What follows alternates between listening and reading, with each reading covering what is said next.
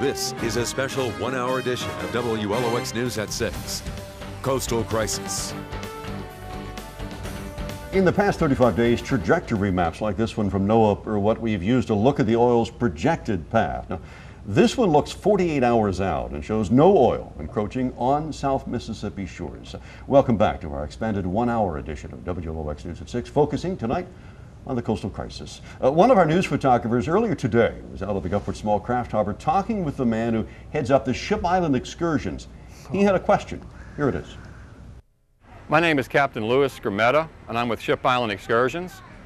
My question today is for Congressman Gene Taylor. I understand Senator Roger Wicker is opposing a bill to increase the 1990 cap for oil spill cleanup from $75 million to $10 billion. Experts are estimating the cost to clean the Gulf Coast region and to restore it will exceed $12 billion. What is Congressman Gene Taylor's position on this proposed legislation? No, Louis, thanks for the question. I was in Congress to help pass the Oil Pollution Act in 1990. That was in response to the Exxon Valdez. And obviously, we have all just been appalled at the cost of and the potential continued cost of what's going on now.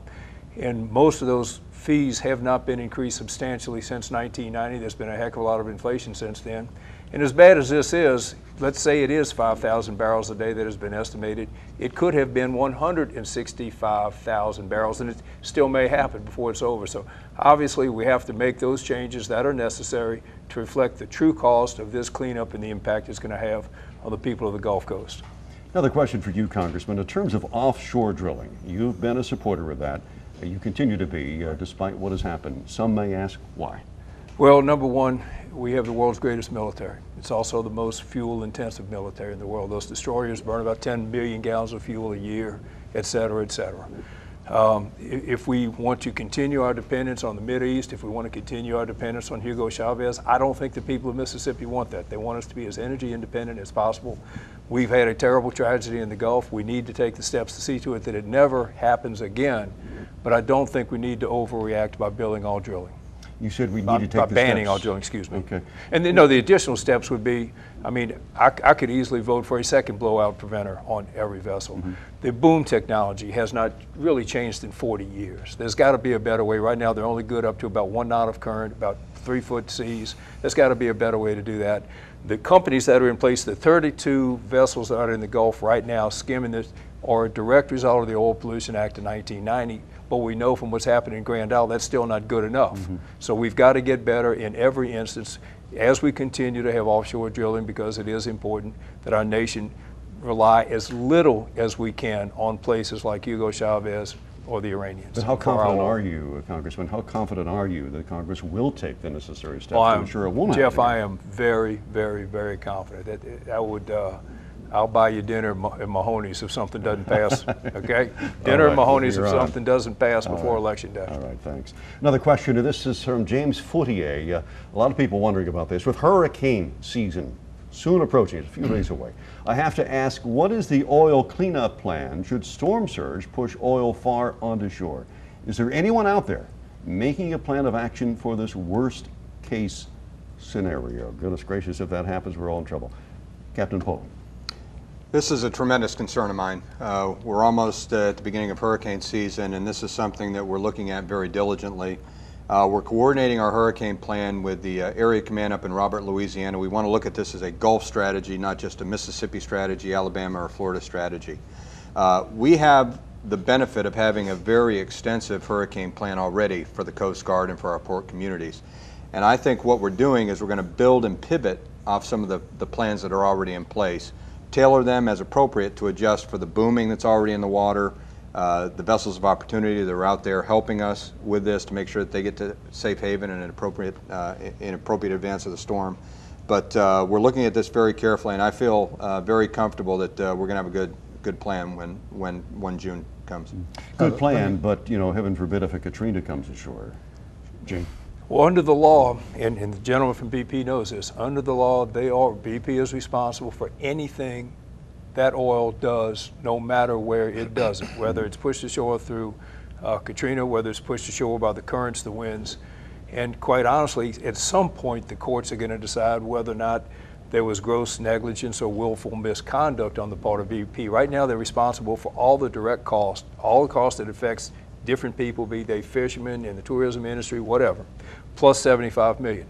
If the courts determine that there's willful misconduct, then they are wide open for punitive damages and even larger costs. Well, then they are open for unlimited liability. Okay. So BP is responsible wherever that oil goes.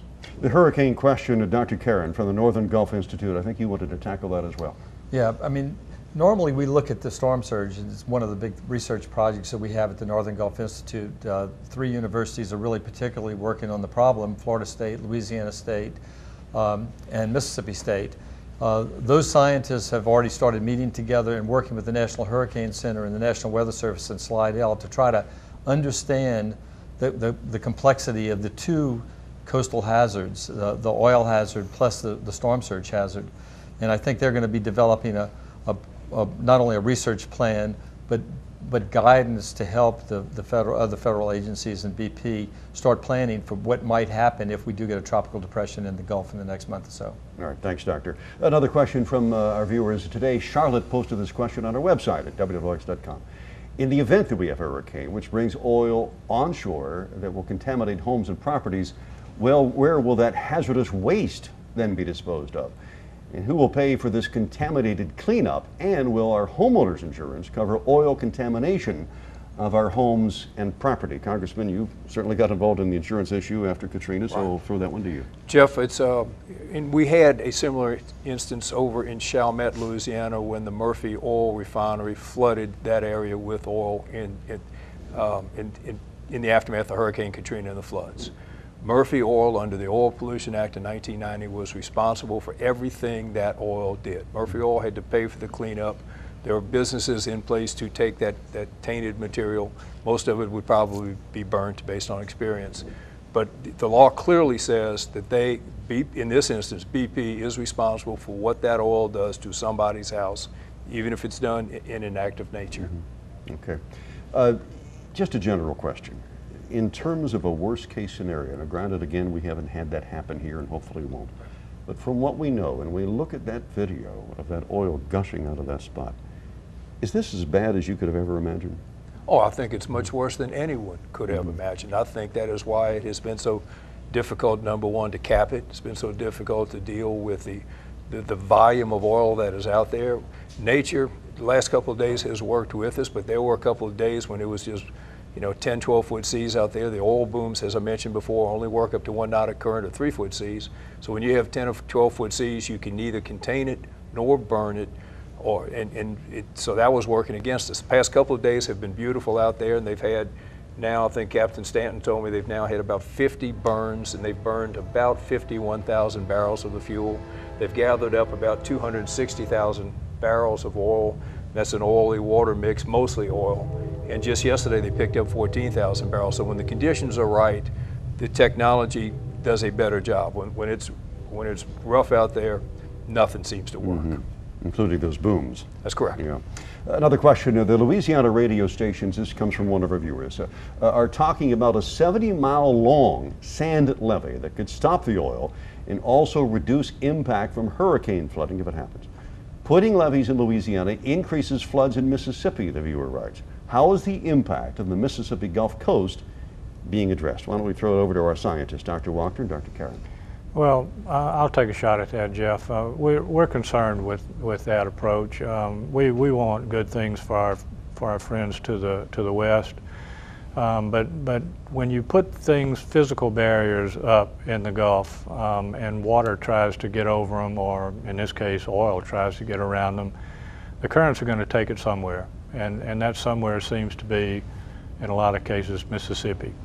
Putting a solid berm from Grand Isle to Chandelier will also disrupt significantly the flow of water and the movement of fish and other species through the Chandelier Sound. And it's critical that water be allowed to move in that area to maintain the sensitive salinity regimes that are just north of there where our oyster beds are. So we think there are better ways to do that.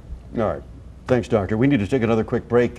We'll answer more of your questions about the coastal crisis when we return Like if oil does come ashore, how long would our beaches be closed? Stay tuned.